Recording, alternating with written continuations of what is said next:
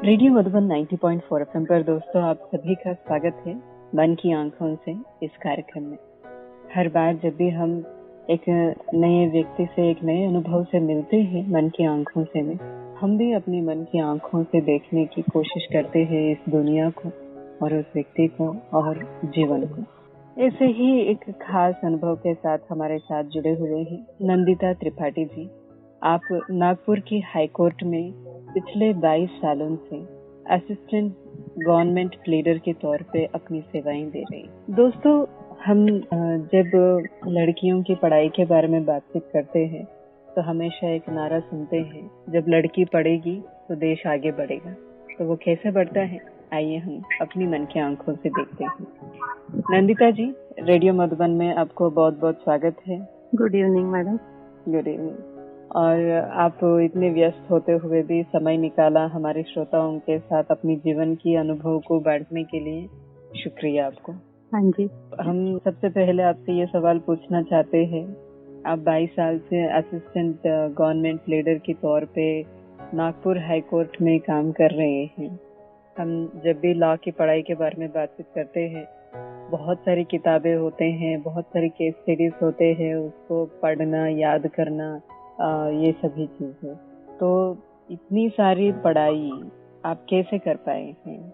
मैं सबसे पहले तो ये बताना चाहती हूँ कि मैं 1999 से प्रैक्टिस कर रही हूँ हाई कोर्ट में क्रिमिनल फील्ड में। पहले मैंने 11 साल प्राइवेट प्रैक्टिस किया और 2010 में मुझे गवर्नमेंट ने अपॉइंट किया as an assistant government pleader, जो कि सरकारी वकील हम पिक्चरों में सुनते हैं ना, पब्लिक प्रोसिक्यूटर जी। 2010 में मेरा अपॉइंटमेंट हुआ गवर्नमेंट से। तो पिछले 11 साल मुझे हो चुके हैं सरकारी वकील के तौर पर। तो इसके लिए मैं आप सबको बताना चाहती हूँ कि मेरी मदर की इच्छा थी कि मैं लॉयर बनूं। इसलिए क्योंकि खुद की सुरक्षा, खुद की प्रॉपर्टी की देखभाल, मेरा एक भाई भी ब्लाइंड है, हम ये सबकी सुरक्षा के लिए, क्योंकि हैंडीकैप की लाइफ जो है इंडिया में इतनी ज्यादा टेक्निकल और इतनी ज्यादा डेवलप नहीं थी उस समय पर।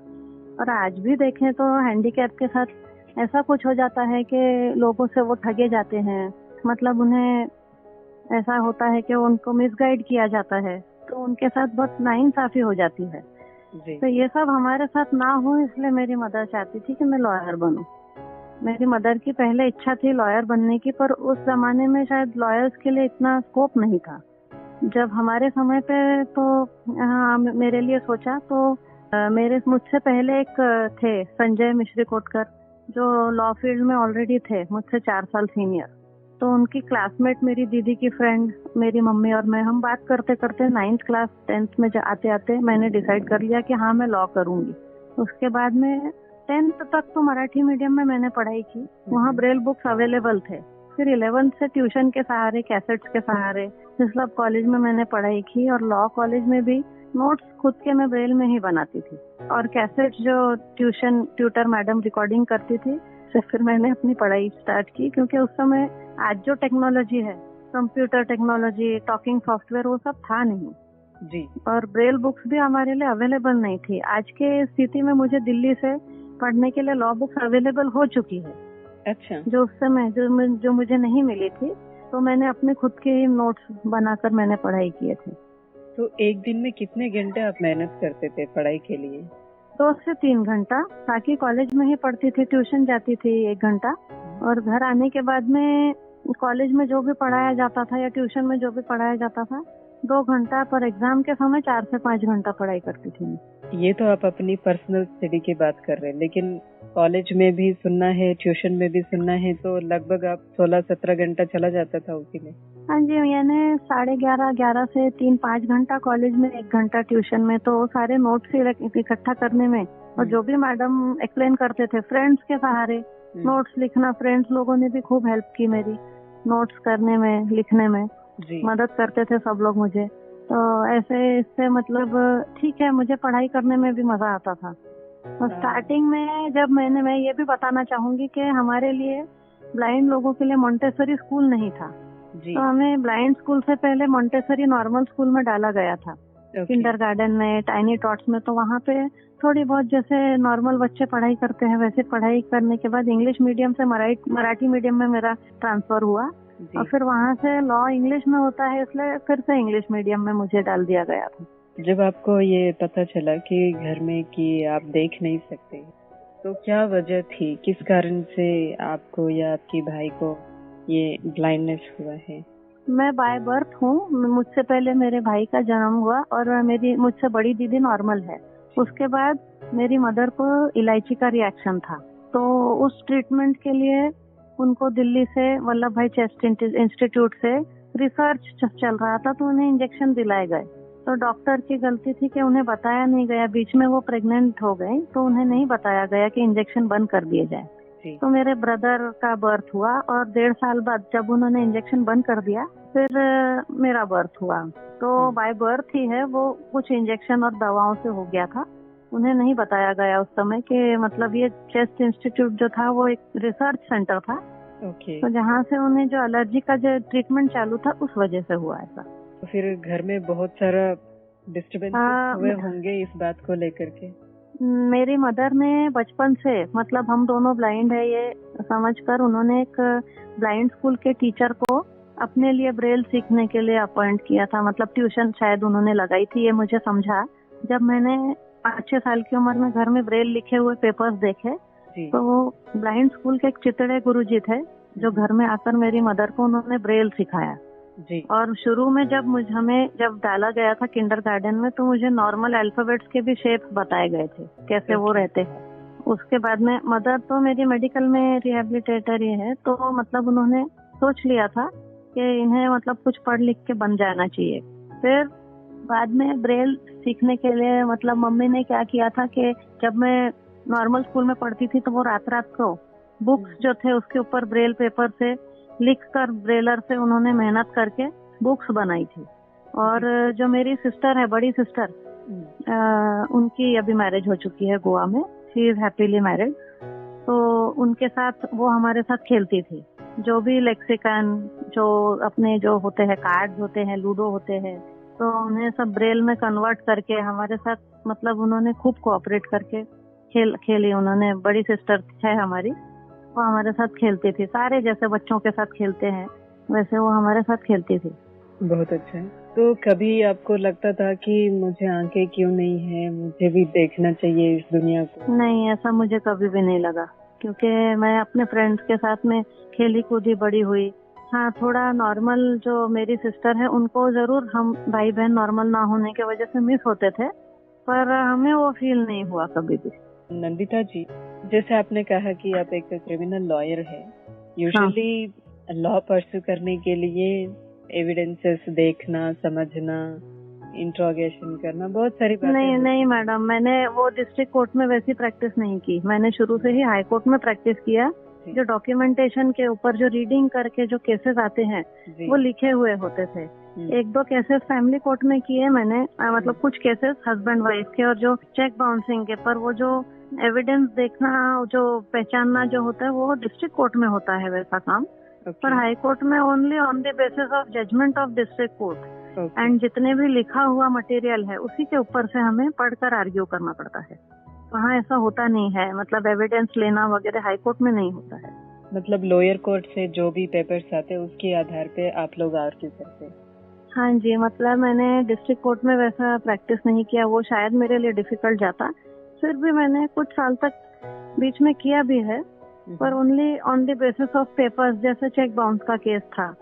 पर जो रीडिंग के लिए जो है, मैं हाई कोर्ट में कंफर्टेबली मैंने प्रैक्टिस किया है, क्योंकि वो सारा पेपर वर्क ही है जी। तो हमें लॉयर को ही आर्ग्यू करना पड़ता है, पर क्लाइंट्स हाई कोर्ट में नहीं आते हैं विटनेस देने, एविडेंस देने। ओके। तो नंदिता जी, यूजुअली लड़कियों को पढ़ाई करने के लिए ही दुनिया समझती है कि क्या जरूरत है, इसको तो वैसे भी शादी करके ससुराल जाना है, और वैसे में एक ब्लाइंड लेडी। तो आपको प्रोफेशनली जब काम कर रहे थे, प्रैक्टिस कर रहे थे, घर में तो आपको सपोर्ट मिल गया है, आगे बढ़ गए हैं, लेकिन जब आप समाज में गए प्रैक्टिस करने के लिए, तो उस समय का क्या माहौल रहता था, कितना सपोर्ट मिलता था आपको? नागपुर में ऐसा कुछ नहीं था मैडम। एक्चुअली क्या था, नागपुर में हाई कोर्ट में मैं थी, मेरी फ्रेंड्स भी थी, गर्ल्स भी थी। कुछ गर्ल्स बोलती थी कि मुझे पढ़ाई करने के बाद हाउसवाइफ बनना है, तो जो गर्ल्स है कुछ साल तक प्रैक्टिस करके चली गई, पर मेरी प्रैक्टिस जम जाने के बाद मेरे घर पर भी ऐसा था कि मैं मैरिज के बाद भी काम कंटिन्यू करूं। तो मेरी मदर की तरफ से जब रिलेशन किया मेरे हस्बैंड के लिए, मतलब उनकी पहचान से जो रिश्ता हुआ, तो हस्बैंड राजी थे, सारे राजी थे कि मैं शादी के बाद भी काम करूं। जी, बहुत अच्छा है। तो फिर कोर्ट में किस प्रकार का व्यवहार रहता था? लोग आपको विश्वास करते थे, हाँ आप कर पाएंगे, आप पढ़ सकते हैं? मुझे पहली बार मतलब जब मैं पास हुई तो मुझे काम करने के लिए सारे लॉयर्स पूछते थे कि आप करोगे कैसे। तो मुझे काम ढूंढने में दिक्कत हुई। फिर मेरे फादर के पहचान से कुमकुम सिरपुरकर मैडम है, उन्होंने मुझे अकोमोडेट किया। मैं उनके ऑफिस जाती थी, फिर मैं वहाँ जाकर बैठती थी। तो जज साहब उस समय नारायण पटेल सर जस्टिस थे, उस समय नागपुर में थे। उन्होंने मुझे नोटिस किया कि मैं आके बैठती हूँ। तो मुझे उन्होंने पूछा आप कब से आ रहे हो? तो मैंने कहा मुझे 1 महीना हुआ है। तो उन्होंने बोला आप केस करना शुरू कर दो। तो सारे जस्टिस ग्रुप का व्यवहार मतलब मेरे साथ बहुत ज्यादा कोऑपरेटिव एंड बहुत अच्छा था। कभी भी मुझे सिंपैथी के तौर पे नहीं लिया गया। और कोर्ट में जब केस आता है बाय पोस्ट, जिसमें लॉयर की जरूरत होती है, जिसमें जो लॉयर अपॉइंट नहीं कर पाते, तो अपने लिए लॉयर नहीं अपॉइंट कर पाते, तो उन्हें कोर्ट लॉयर देता है। तो फिर उस तौर पर मुझे अपॉइंट किया गया। तो मैंने जेल के केसेस से स्टार्ट की, वहाँ से मेरी शुरुआत हुई और मुझे केसेस मिलते थे। सारे जस्टिस सिन्हा सर थे, डीडी सिन्हा, दिलीप सिन्हा सर थे, आर.के. भट्टा सर थे, जयंत पटेल सर थे और भी जस्टिस थे। उन्होंने बहुत मतलब मुझे सराहना दी, कोऑपरेशन दिया। मैंने हियरिंग भी आर्ग्यू किए, अपील्स भी आर्ग्यू किए क्रिमिनल। और ऐसी 11 साल प्रैक्टिस होने के बाद मैंने कोशिश शुरू कर दिया कि मुझे सरकारी वकील बनना है। फिर मैंने फॉर्म भरा तो मुझे गवर्नमेंट के तरफ से अपॉइंटमेंट मिल गई। मतलब ये आपकी मेरिट बेसिस में मिला है या फिर कैटेगरी में मिला है? नहीं, कैटेगरी नहीं होती है हमें। हमारी इस सरकारी वकील जो है ये जो रहती कॉन्ट्रैक्ट जॉब है और कॉन्ट्रैक्ट बेसिस पर है, ये 1 ईयर 2 ईयर, तो उसमें कोई सेपरेट कैटेगरी नहीं है। ओके, तो फिर वो कॉन्ट्रैक्ट अभी तक चल रहा है आपका? हाँ जी, अभी तक चल रहा है। बहुत अच्छी बात है। तो आपके साथी एडवोकेट जो होते हैं, चाहे वो प्राइवेट या गवर्नमेंट के, हाँ, वो लोग आपसे अच्छे व्यवहार करते थे? हाँ जी, सब मुझे मदद करते, अभी भी मदद करते हैं। मेरे साथ के जो कलीग्स हैं, कुछ रीडिंग में दिक्कत आती है तो कोर्ट में उन्हें डायरेक्शन ही दिया गया है कि मुझे रीड करके बताने में जो भी हेल्प लगती है किया जाए। तो इसलिए आपको कोई असिस्टेंट वगैरह सरकार देती है? ये सब नहीं, प्राइवेट असिस्टेंट है मेरी। ओके। नोटरी का वर्क करती है और मतलब उससे नोटरी का वर्क आता था। जब मुझे नोटरी करके अपॉइंट किया गया तो जो स्टैंप लगता है कि कोई डॉक्यूमेंट सच्चा है, उसके ऊपर मुझे नोटरी करने में स्टैंप में जो साइटेड असिस्टेंट है वो मेरे पास है। घर में जब असिस्टेंट नहीं आ पाती तो मेरा बेटा है, अभी 10th पास हुआ है, वो 5 साल से मुझे हेल्प कर रहा है नोटरी करने के लिए। ओह, दैट फास्ट। तो ये तो है आपकी प्रोफेशनल वर्क के बारे में। आप इतने समय से कोर्ट में प्रैक्टिस कर रहे हैं, ये सभी चीजें।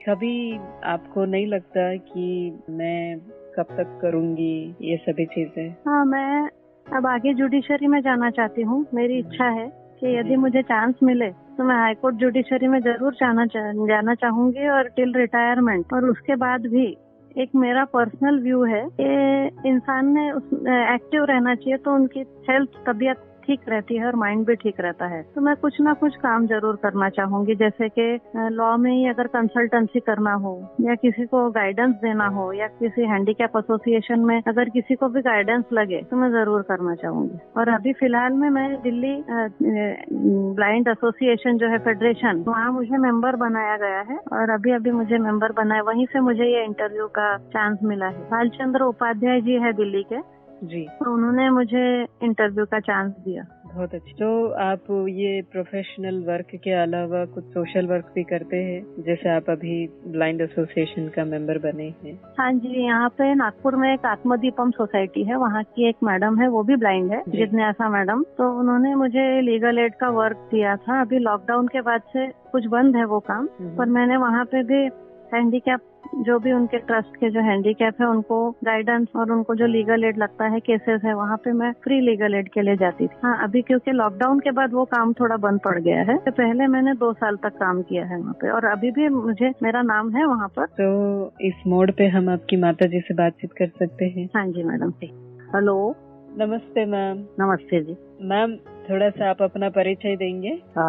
मैं डॉक्टर दुबे हूँ। गवर्नमेंट मेडिकल कॉलेज में मैं हेड ऑफ द डिपार्टमेंट थी, जहाँ पे आर्टिफिशियल लिम्ब बनाते, कैलिपर वगैरह बनाते हैं ना, उसको ऑर्थोटिक सेंटर बोलते हैं। 40 साल वो सर्विस वगैरह सब। 30 साल के बाद में रिटायर, बाद में अमेरिका चली गई। फिर वापस आके मैंने थोड़ा प्राइवेट प्रैक्टिस किया और वो अजनी के पास में मेरा सेंटर था, जहाँ पे जितने भी डिसेबिलिटी होते फिजिकल, उसके करेक्शन करने का वो काम ऑक्यूपेशनल थेरेपी बोलते हैं ऐसे। जैसा फिजियोथेरेपी है वैसा ऑक्यूपेशनल थेरेपी है कि we put back the patient, जो भी है उसका जो भी पहले ऑक्यूपेशन था, जैसे वो स्टूडेंट था कि कोई कमाई वाला था कि क्या था, उसकी जो डिसेबिलिटी है, वो डिसेबिलिटी को हम लोग उसको कोई भी तरीके से उसको वापस उसके ऑक्यूपेशनल से डालते। अगर ठीक होता है तो ठीक करेंगे, नहीं है तो उसको ऑल्टरनेटिव देकर उसको वापस what ever he was doing before को वापस डालते। इसको ऑक्यूपेशनल थेरेपी कहते हैं। तो ये काम मैं गवर्नमेंट मेडिकल कॉलेज में occupational therapy school and centre है,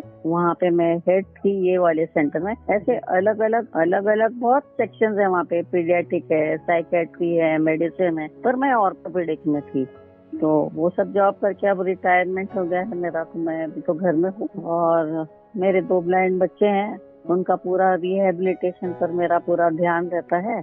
एक को तो लॉयर बनाया मैंने, वो तो हाई कोर्ट में असिस्टेंट प्लीडर है। और जो बाबा है उसको ब्लाइंडनेस के साथ में एक डिसेबिलिटी और है, तो मैट्रिक के बाद में उसने कुछ नहीं किया। And I got her married to boy polio affected person, जो लोअर एक्सट्रीमिटी का एक पाँव खराब था, तो ऑपरेट करा के पाँव सीधा करा के जॉब वॉब कर रहा है वो। दोनों का एक नॉर्मल बच्चा है और एक बेटी जो नॉर्मल है, जो सबसे बड़ी है, वो गोवा में है।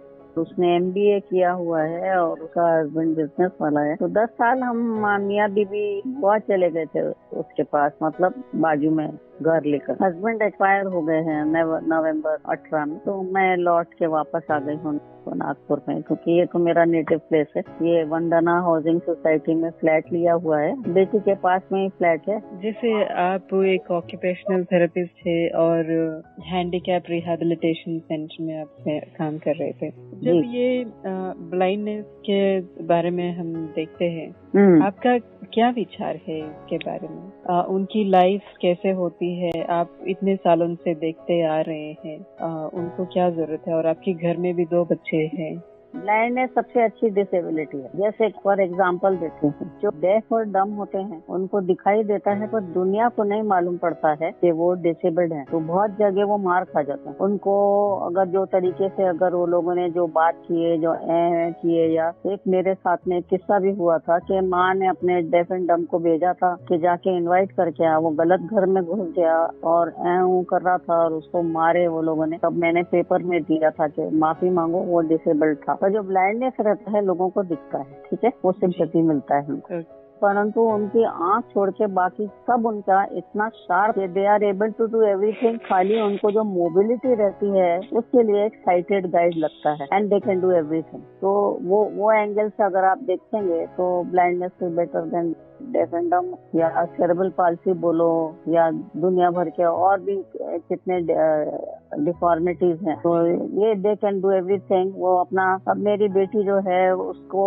हर तरीके का आजकल अडेप्टेड चीजें मिल जाता है। जैसे कुकिंग करती है इंडक्शन कुकर में, और अमेरिका से एक मील डी करके मिल गया है, जिसमें तुम सब सामान डाल दो, उसको तुम अपना प्रेशर वैशर दे दो, वो अपने आप सब कुछ रहता। कुकिंग हो गया है, वॉशिंग मशीन है, वो भी चला सकते हैं, सब कुछ कर सकते हैं। ऐसा नहीं है कि डेफ एंड डम नहीं कर सकते। डेफ एंड डम को नौकरी मिलना, खाली फिजिकल डिसेबिलिटी में सोशल लाइफ भी तो होना होता है ना, कम्युनिकेशन भी तो होना होता है ना। हाँ, तो they can not communicate deaf and डम वाले विथ नॉर्मल पीपल। ये लोग तो सब अपना कम्युनिकेट कर ले। इसलिए मैंने मेरी बेटी के लिए इसलिए चुना था, क्योंकि हाई कोर्ट में आप देखिए एक तराजू पकड़े हुए, आंख में पट्टी बांधी हुई एक लेडी रहती है हमेशा जी। हाँ, तो मुझे ऐसा हुआ कि अगर ब्लाइंड को तो कोई प्रॉब्लम नहीं, उनको दिमाग लगाना है, इसलिए मैंने ये किया, लॉ में डाल दिया और उसमें वो बस आगे बढ़ते गए। और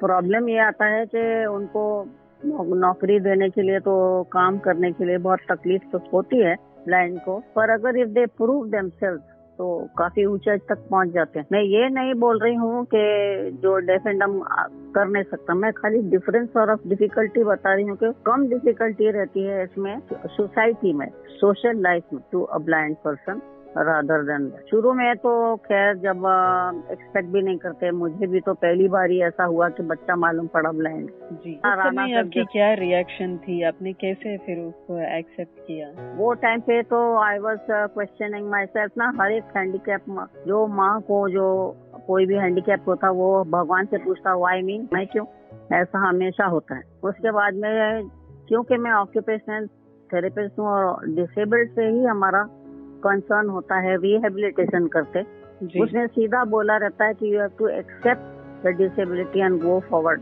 आगे जाना है। इसलिए फिर हम बॉम्बे गए, वहाँ के जो ब्लाइंड के जो कमिटी, वहाँ के लोगों को मिला, और फिर अमेरिका भी गई मैं, वहाँ पे भी मैंने बहुत सारे ब्लाइंड के स्कूल वगैरह को जाके देख के आए। वहाँ का बहुत ही अच्छा सिस्टम था अमेरिका में जी। वो लोगों ने एक ब्लाइंड के एरिया में ऐसे ऐसे पाथ बना के रखे थे, चलने की जो जगह होती है जी, कि वो बच्चे अपने आप बिना कोई हेल्प के चल सकते थे।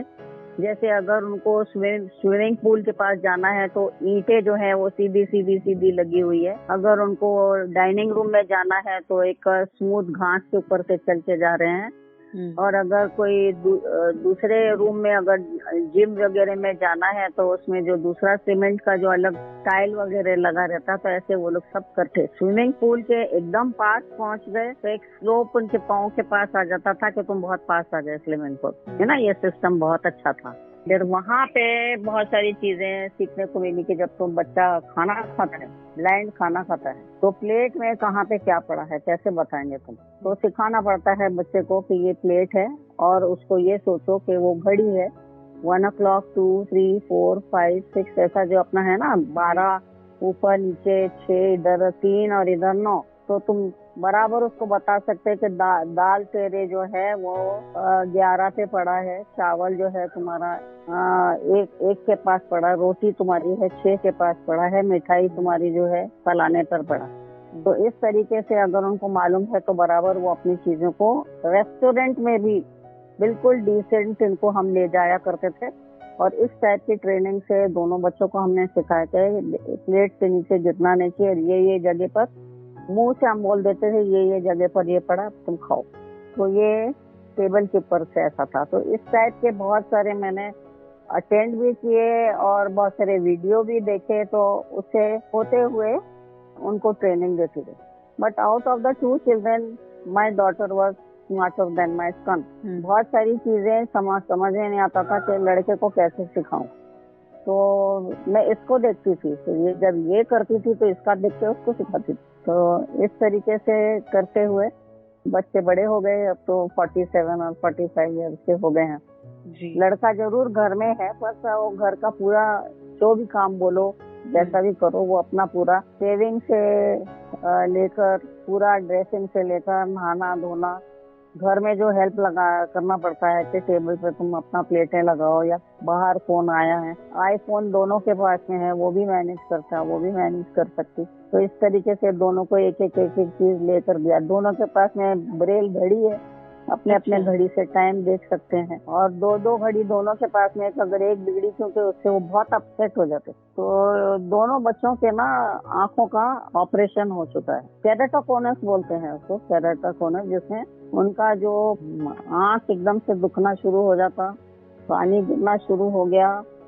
और डॉक्टर लोग ने जब हम भागे तो उन्होंने कहा कि उसको बिल्कुल तुम दबा के रखो, नहीं तो फूट जाएगा, उसका प्रेशर बढ़ते जाता है। तो उसके लिए हमको बॉम्बे से आंख लानी पड़ी, जो जैसे अभी जो भी मरा हो। मेरे हस्बैंड जल्दी से बॉम्बे जाके वहाँ से वो पर्टिकुलर टेम्परेचर में थर्मस में उठा के लेकर आए, तो वो पूरा उनका कॉर्निया चेंज करके ऐसा नहीं है। देखिए वो आंख लाते ना तो लोगों को क्या लगता है कि वो वाली आंख अंदर डाल देते और इनकी आंख ठीक हो जाती है। नहीं नहीं नहीं, ऐसा नहीं है जी। इनका ना पीछे इनका रेटिना काम नहीं कर रहा है। ओके। रेटिना क्या है कि भैया अगर एक कैमरे में तुमने फिल्म ही नहीं डाले तो फोटो तो आएगी नहीं। तो अपने जो रेटिना में 2 किस्म के सेल होते हैं, रॉड्स एंड कॉन बोलते हैं जिसको। तो उसमें से एक जो है वो खाली अपने को लाइट दिखाता है, ये जो व्हाइट लाइट, जो फाइन लाइट कलर्ड वगैरह रहती है और जो फाइननेस रहता है वो नहीं दिखाई देता। पर दोनों को मून दिखाई देता है, फुलझड़ी वगैरह का वो दिखाई देता है, ट्यूबलाइट दिखाई देती है, पर बाकी ऐसे बड़ी बड़ी चीजें जो है वो दिखाई नहीं देती। तो एक्चुअली जब वो दिखती है, हाँ, तो इनको नजर नहीं आने वाला था। मतलब वो डॉक्टर लोग बोल रहे हमको, वो सोचे कि मुझे नहीं समझ है कि भैया तुम ऑपरेशन क्यों कराना चाहते हैं। अगर मैं ऑपरेशन नहीं कराती तो आंख उठ के दोनों आंखें बंद हो जाती। अब आप बताइए, कोई ब्यूटी भी तो चीज होती है जी। दोनों की आंखें सुंदर हैं और दोनों की आंखें खुली है। अच्छा। मैंने दोनों की आंखों को बचा लिया है कि ऑपरेशन करा के वहाँ से जब लाते हैं तो मरे आदमी का खाली कॉर्निया निकालते हैं, ऊपर का एक ऐसा छिलका, और ये इधर लगा देते हैं, ठीक है। और वो जो प्रेशर जो रहता है उसको वो कंट्रोल करते, और वो आंख बिल्कुल खुली रहती है और ऐसी फूटती नहीं तो फूटी आंख और आंख बंद ब्लाइंडनेस बुरा दिखता है। इसलिए जब उन्होंने पूछा तो मैं बोली कुछ सुंदरता भी तो चीज होती है। नहीं, आप ऑपरेट कीजिए, इनकी आंख बिल्कुल ऐसी रहना चाहिए। दोनों बच्चों की बिल्कुल खुली आंखें हैं और अगर बैठे रहे तो कोई बता भी नहीं सकता कि ये ब्लाइंड है। तो वो ऑपरेशन हो चुका। डॉक्टर मुकद्दम है जो यहाँ पे सेंटर पॉइंट के पास में, जो उनके मदर के टाइम से आए हॉस्पिटल है, अंजनी हॉस्पिटल है, उन्होंने दोनों बच्चों का उन्होंने ऑपरेशन किया। इस तरीके से इनका वो ब्यूटी बचा के रखा हुआ है। नहीं, बस यही बता रही हूँ कि हर एक चीज उनको हमने बिल्कुल नॉर्मल, जैसे हम सर्कस ले जाते थे उनको जी, पिक्चर जाते थे, वॉइस फॉलो करती है। अगर उसको पिक्चर टीवी में कि उसको हम बता देते ये वो है, उसके बाद में वो फॉलो कर सकते हैं। और सर्कस में क्या क्या होता था तो ब्लाइंड पर्सन को खाली कमेंट्री देना होता है माँ को। अगर मैं चुपचाप बैठ जाऊं तो बराबर ढूंढते हैं वो लोग कि माँ किधर है, इसलिए अपने को थोड़ा आवाज करते रहना पड़ता, बात करते रहना पड़ता है थोड़ा। और हर एक चीज कमेंट्री है कि भैया यहाँ पे ये पड़ा है वो पड़ा, बताते रहना पड़ता। जब बच्चे छोटे होते हैं, अभी नहीं, छोटे होते, जो लड़का जैसे उसको पानी चाहिए होता था बचपन में तो इतने जोर जोर से वो चिल्ला के रोना शुरू कर देता, पानी चाहिए पानी चाहिए, तो मुझे बोलना पड़ता था मैं जा रही हूँ, मटके के पास जा रही हूँ, मैंने ग्लास लिया है, पानी ले रही हूँ, वापस ला रही हूँ और पानी दे रही हूँ।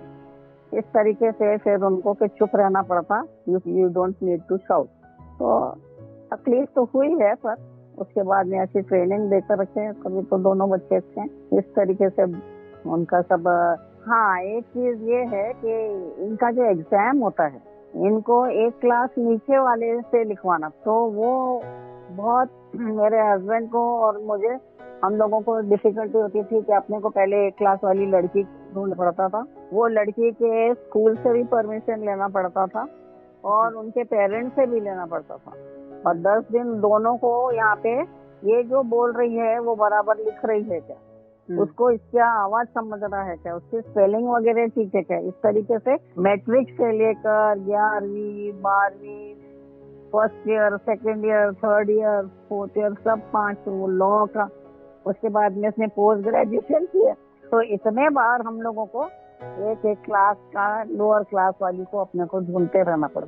परंतु एक बार ऐसा हो गया कि जो राइटर थी वो भूल गई थी कि इसको यहाँ पे एग्जाम लिखने को जाना है, और बच गई क्योंकि वो स्विमिंग जाने वाली थी, स्विमिंग। तब मेरे हस्बैंड को स्ट्राइक हुआ, उन्होंने जाके यूनिवर्सिटी में बोला आपने हमको 2 लड़कियां चूज करने का चांस देना चाहिए कि अगर एक बीमार हो जाए तो हमारा बच्चा जो एग्जाम देने वाला वो क्या करेगा जी। तो ये हो गया है अभी नागपुर यूनिवर्सिटी में, ये यहाँ पे हर बच्चे को, हर ब्लाइंड को 2 ऐसे राइटर ढूंढ के रखने पड़ते हैं जो उनके लिए, और उनको आधा या 1 घंटा ज्यादा मिलता है, अलग कमरे में बैठे ये बोलते जाते हैं और वो लिखते जाते हैं। इस तरीके से एक एग्जाम किया है। तो आपने बहुत ही प्लान्ड और ऑर्गेनाइज्ड तरीके से एक फॉरसाइटेडनेस के साथ बच्चों को कब क्या सिखाना है, कैसे ट्रेन करना है, क्या बनना है, ये पूरा प्लान बना करके बच्चों को तैयार किया आपने।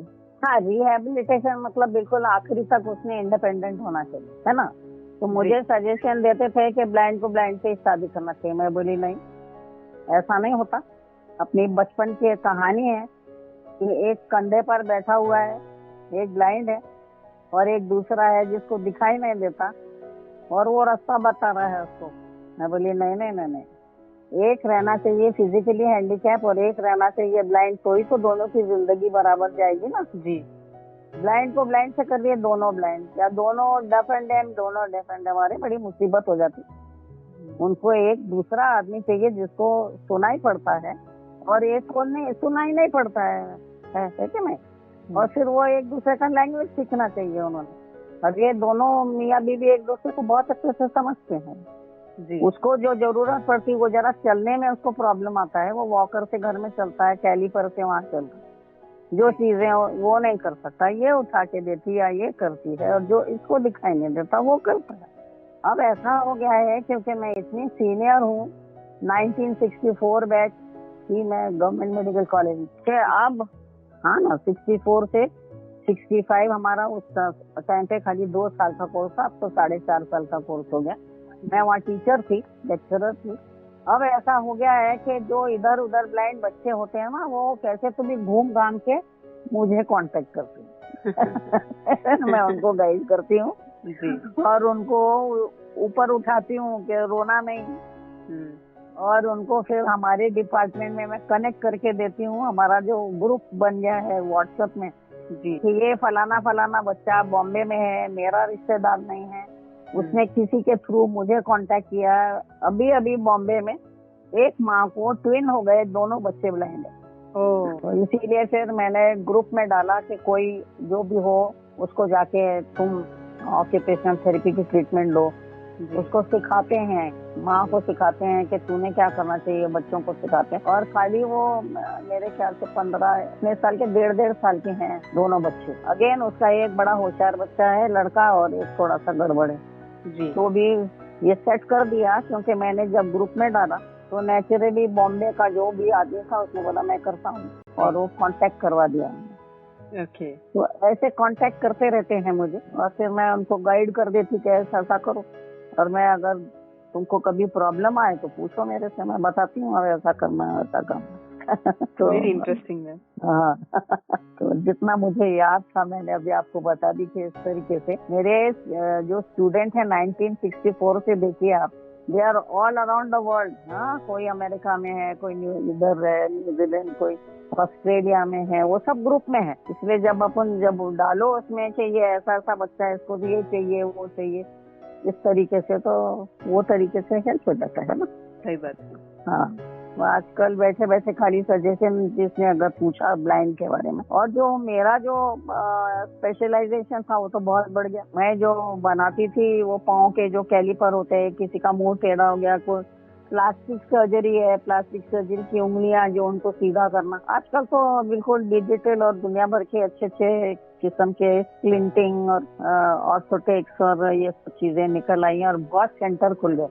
पर I was the first person जिसने बाहर शुरू किया था और डॉक्टरों को कांटेक्ट करके ये इस तरीके से ये सब चीजें का सर्विस हो सकता है जी। तो बस अपना काम भी मैं संभालते हुए, मेरे दोनों बच्चे हैं, अभी इनका बाबा है 15 साल का, 11वीं में है जी। उसमें भी ऐसा हुआ, बहुत सारे लोगों ने बोले रिस्क मत ले क्योंकि ब्लाइंड इनको भी अगर बच्चा, मैं बोली मैं लेती हूँ रिस्क, ऐसा कुछ होएगा नहीं क्योंकि जेनेटिक्स होता है ना। जेनेटिक के मैडम थे, उन्होंने ये बताया था कि अगर इनको बहुत दूर कोई जो तुम्हारा सा रिश्तेदार नहीं है, ऐसे तुम अगर इनकी शादी करेंगे तो इनको नॉर्मल बच्चे होंगे जी। तो इसीलिए नॉर्मल लड़का हो गया जी, कोई प्रॉब्लम ही नहीं आया। नॉर्मल वाली जो गोवा में है उसके भी 2 बच्चे हैं, वो भी ठीक है, उसके भी बच्चे ठीक हैं। उसको भी मैंने गोवा का कितना दूर का आदमी, जो दूर का जो रिश्तेदार नहीं है, ऐसा जिसका खानदान में कोई ऐसा हैंडीकैप नहीं हो, ऐसा खानदान ढूंढ के दोनों को मैंने शादी कर दिया हो गया। पोलियो जो होता है ना, पोलियो जो हेरिडेटरी नहीं होती है,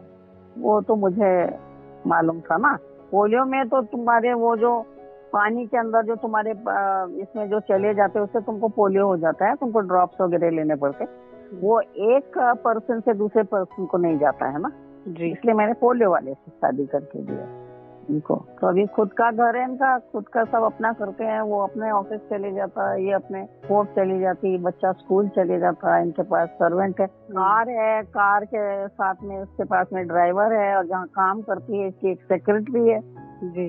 क्योंकि कोर्ट के अंदर तो वो सेक्रेटरी परमिटेड नहीं है, पर बाकी चीजों के लिए जो लगता है ना जी, कि राइटिंग के लिए, इसके लिए, परंतु अब वो भी आ गया है। ब्लाइंड के लिए एक चश्मा आ गया है जो आईफोन समान काम करता है। ओके। हाँ, उसकी जो डंडी होती है कान के ऊपर, उसमें बटन होते हैं जी। और वो बटन को अगर दबाएंगे तो वो बराबर तुमको बताता है कि सामने कौन बैठा हुआ है और वो क्या कर रहा है। तुम्हारे पैसे जो है, नोट वगैरह, कौन सा कितना पैसा है, क्या है, वो सब बताता है। अभी तो इसका आईफोन पैसे बताता है, पर सामने वाला क्या है, तुम्हारे सामने क्या है, वो नहीं बताता, वो चश्मा बताता है। ओके। तो वो अभी तक इंडिया में, वो अमेज़न में आने वाला है। ऐसा मेरे 3 बहन भाई अमेरिका में है, तो भाई ने बताया है कि तुम अमेरिका से मत खरीदो, अमेज़न बनाने वाला है तो तुम सस्ता भी मिल जाएगा और साल के 2022 के एंड तक वो भी बनाने लग जाएगा। तो हम ठहरे हुए हैं वो चश्मे के लिए, जिससे वो पूरा तुमको सामने पेपर जो पड़ा रहता, जो भी वो रीड करके बताता। तो वो जब आ जाएगा, हाँ, तो प्रॉब्लम ही नहीं रहेगा ना कि कोई उनको बुद्धू बना सके या कुछ। वो चश्मा पहनो और बटन दबाओ तो बराबर बताता है वो तुम किधर चल रहे, क्या हो रहा है, यहाँ पे ये पड़ा है, वो पड़ा है, सब बताता है वो चश्मा। मतलब आँख से, ऑपरेशन से कुछ लेना देना नहीं है, वो आईफोन समान काम करता है। जी, जैसे आपने कहा कि आंखों से पानी आता था इसलिए आपने ऑपरेशन कराया है, रेटिना रिप्लेस किया है, तो फिर जब नहीं, खाली पानी नहीं आता, बहुत जोर से दुखता है। हाँ, तो जो भी प्रॉब्लम था, प्रेशर होके वो ऐसा फूलने लगता है, बाहर आने लगता है। और अगर वो डॉक्टर ने बोले जब ऐसा होता है तो इमीडिएटली उसको दबा के पट्टी बांध दो, और जब तक के ऑपरेशन नहीं होता, नहीं तो वो फूट जाएगा। जी। तो ऐसे सिचुएशन में जब आपने उनका ऑपरेशन कराया, तो जो भी कंडीशन था जिसके लिए आपने ऑपरेशन कराया है, तो ऑपरेशन करने के बाद रेटिना तो अच्छी वाली रेटिना ही रिप्लेस किया ना उसने? नहीं, रेटिना नहीं रिप्लेस कर सकते। हाँ, वो अभी तक हुआ नहीं है। ओके। रेटिना नहीं, कॉर्निया बोला। कॉर्निया एकदम सामने का छिलका रहता है, बिल्कुल आँख में जो गोल रहता ना, जी, पतला सा एक छिलका रहता, वो लगा देते, वो फूटे ना। ओके। रेटिना को आज तक नहीं हुआ। अगर ऐसा रहता तो कोई प्रॉब्लम नहीं। रेटिना एकदम पीछे और पार्ट ऑफ द ब्रेन होता है वो। ओके।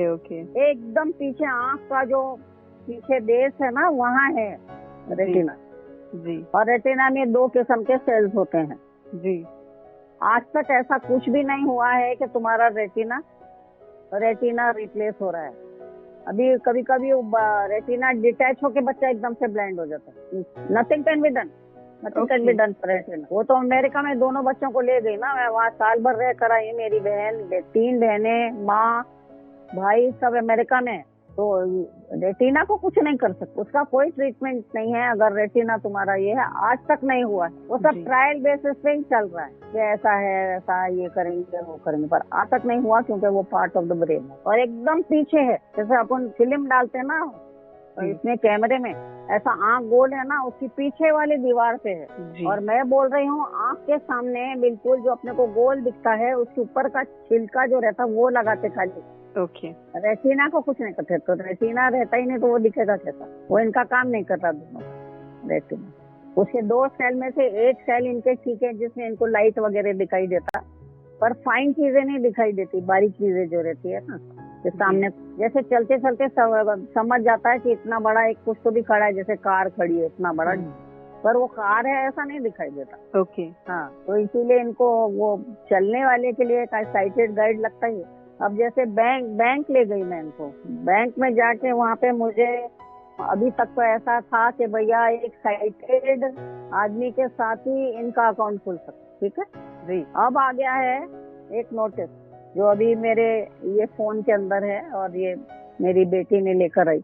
उसमें 2008 का रूल निकला है कि ब्लाइंडनेस आदमी को हर एक चीज कर सकता, और बैंक में कोई प्रॉब्लम नहीं। इनको तुम लॉकर वॉकर ये वो सब देना पड़ेगा तुमको, एटीएम कार्ड, क्योंकि अब तो एटीएम पे हम वो ये भी डाल देंगे, ब्रेल डाल देंगे, वो पूरा के पूरा रूल है। तो मतलब अगर अकाउंट खोलने का है, जैसा मेरे डेथ के बाद में दोनों ब्लाइंड है, तो दोनों ब्लाइंड को नॉर्मली नहीं देते थे भैया, इनके साथ में एक साइटेड कोई तो भी अकाउंट वाला होना। पर अभी जो रूल आ गया है, सरकार से आ गया है कि ब्लाइंड को तुमको सब कुछ देना पड़ेगा। तो अभी सब कुछ मिल रहा है। अच्छा। इनका खुद का अकाउंट है, खुद का लॉकर है, खुद का एटीएम कार्ड है, खुद का अपना वो पैन कार्ड वगैरह सब है इसके पास में, और वो अपना पूरा कैलकुलेशन वगैरह ले जाके सब अपना काम कर लेती। तो मुझे वो वहाँ पे भी लड़ना पड़ा बैंक में जी, क्योंकि मैंने गोवा में नोटिस किया था कि एक अनएजुकेटेड औरत आई जी, तो वो मैनेजर लिख के दे रहा था उसको, जैसा अपने को पैसा निकालना उसका फॉर्म भरना पड़ता या विड्रॉ करना या अपने को पैसा भरना, तो वो भर के दे रहा था जी। तब मुझे रूल मालूम पड़ा आरबीआई का, रिजर्व बैंक ऑफ इंडिया का, कि ब्लाइंड के पास में अगर कोई साइटेड नहीं है तो मैनेजर रिस्पॉन्सिबल, उसको पूरा वो सब भरा के देना पड़ेगा।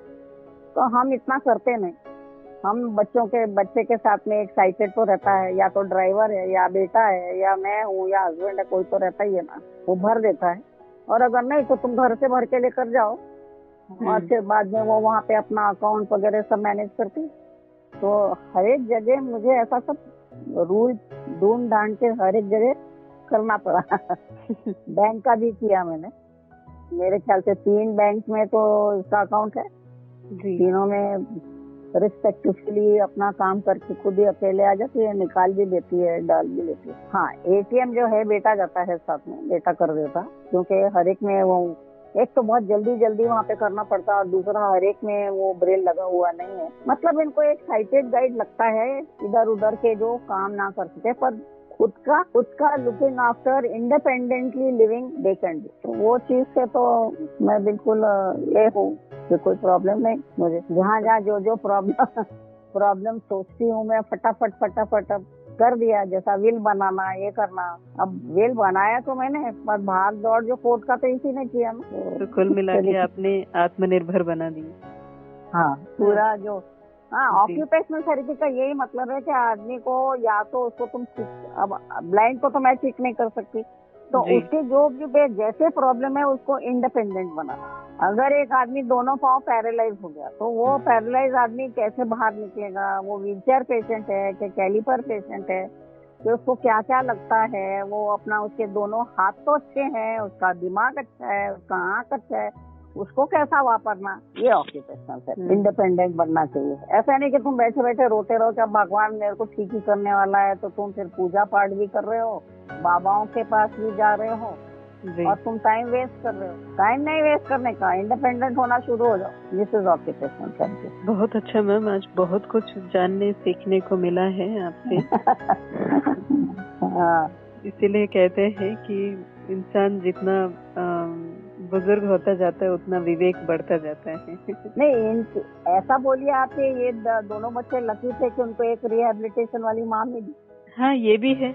मैं वही बोलने वाली थी कि नंदिता जी कितना भाग्यशाली है कि आप मिले, तो बहुत सारी चीजें आसान हो गए हैं उनके लिए। हाँ, मुझे प्रॉब्लम जरूर आया। मेरे हस्बैंड ब्राह्मण थे और ये पूजा पाठ और ये सब बाबा वगैरह का बहुत बिलीव करते थे, उसके लिए मेरी बहुत लड़ाई हुई जी। डाइवोर्स तक मैंने बात कर दिया, हाथ लगाना नहीं, इनके आँख में कुछ डालने नहीं दूंगी मैं। क्योंकि ऐसा होता है कि इनका जो टीचर जो इनको पढ़ाने आता था बचपन में, ट्यूशन देने, जो ब्रेल सिखाने को आते थे, उनकी दोनों आंखें बंद थी। तो मैंने पूछा क्या हुआ था, बोले ऐसा ही थोड़ा सा आँख ये हमको लग गया था और वो गांव वालों ने आँख में जो डाले उससे दोनों आंखें बंद होके अंधा हो गया। कुछ भी डाल देते हैं, गारंटी थोड़ी है उनके पास कि ये डाल दो बिल्कुल ठीक हो जाएगा। मेरा प्रश्न ऐसा होता है, इनका आँख खराब हो गया तो मैं तेरे को शूट कर सकती हूँ, विल यू अलाउ मी? जी हाँ, तुम जो बोल रहे हो उसकी गारंटी क्या है? कितना रिसर्च किया है तुमने जो तुम बोल रहे हो? सही बात। तो हस्बैंड के साथ बहुत ये पॉइंट पर लड़ाई होती थी। Ultimately he gave up. मैंने बोला मेरे बच्चे, मैं रिहेबिलिटेशन वाली हूँ, हाथ में लगाना बच्चों को, आंखों को। एक मेडिकल प्रोफेशनलिस्ट के साथ कौन डिबेट करते? नहीं, मैं अमेरिका ले गई थी ना दोनों को, अमेरिका से जवाब मिल गया, यहाँ के जो स्पेशलिस्ट है वहाँ से जवाब दिया कि रेटिना है, ये ठीक नहीं हो सकता है, उसके बावजूद एक तसल्ली थी कि भैया मैंने अमेरिका दिखा के आया कि यहाँ के मेरे को पहले से ही बोल दिया था कि वहाँ से भी तुम लौट के ही आने वाले हो। तो हस्बैंड बोले फिर क्यों जाना है। मैं बोली एक तसल्ली के वो अपने को लगता है शायद वहाँ पे कुछ हो गया होता जी, इसीलिए जाके बच्चे 15-15 महीने के 2 साल के थे, मैं लेकर गई और वहाँ से वापस लाई। मालूम है नहीं ठीक हो सकते। तो उसके बाद में वो बोले कुछ साइंस का निकलेगा, तो अभी तक तो कुछ रेटिना का निकला नहीं है, इतने उम्र के तो हो गए, परंतु डिजिटल गैजेट्स निकल गए ना। हाँ जी। और इंडिपेंडेंट मैंने उनको इतना सिखा दिया है कि कोई प्रॉब्लम ही नहीं है। अब देखिए नॉर्मल बच्ची जो स्कूल से आती थी वो जूते गुस्से सार बैग यूं फेंकती थी, एक जूता इधर फेंके एक मोजा उधर फेंके, बस दोनों बच्चे अपने आके अपने खट्टे के पास में जूते उठा के उसके मोजे वोजे अपने आप ही डालते। इनको मालूम है दूसरे दिन ढूंढेंगे कैसे जी, है ना। तो लाइफ में एक डिसिप्लिन भी ऑटोमेटिक आ जाता है। हाँ ऑटोमेटिक आ जाता है। दोस्तों वक्त हो चला है आप सभी से विदाई लेने का, लेकिन बातें पूरी नहीं हुई हैं और भी ढेर सारी बातें करनी है और समझना है, सीखना है।